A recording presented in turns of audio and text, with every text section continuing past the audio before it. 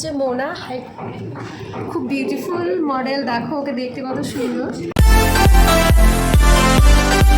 এটা ছিল আমার dream shoot, Durgapur hoarding shoot. তো আমি ঠিক 11:30টার মধ্যে পৌঁছে গেছিলাম দুর্গাপুরে। আবার সেখানে গিয়ে দেখলাম সবাই বসে আছে, কারো কারো মাও এসছে সাথে, আর কিছু জনের মেকআপ শুরু হয়ে গেছে। তারপরে এখানে আমি বসে পড়েছিলাম মেকআপ করার জন্য। এখানে the famous makeup artist Barunangshu Acharya এই দাদা আমার মেকআপ করছিলেন। ভীষণ ভালো মেকআপ করেন উনি। তোমরা লাস্ট আমার লুকটা দেখলেই বুঝতে পারবে ভালো মেকআপ আর্টিস্টের যে একটা কাজ সেটা বোঝাই যাচ্ছে দেখলে। ভাল লাগছে।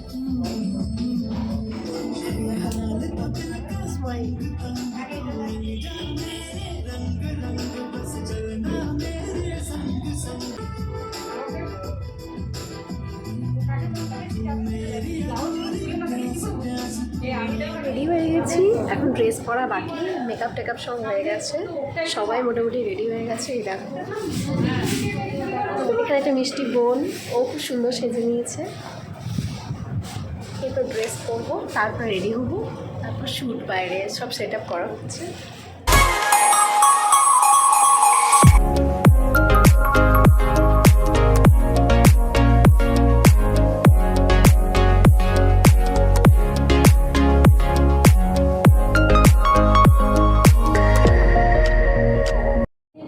তো পুরোপুরি ফাইনাল লুক এটা, পুরো রেডি হয়ে গেছি দেখো।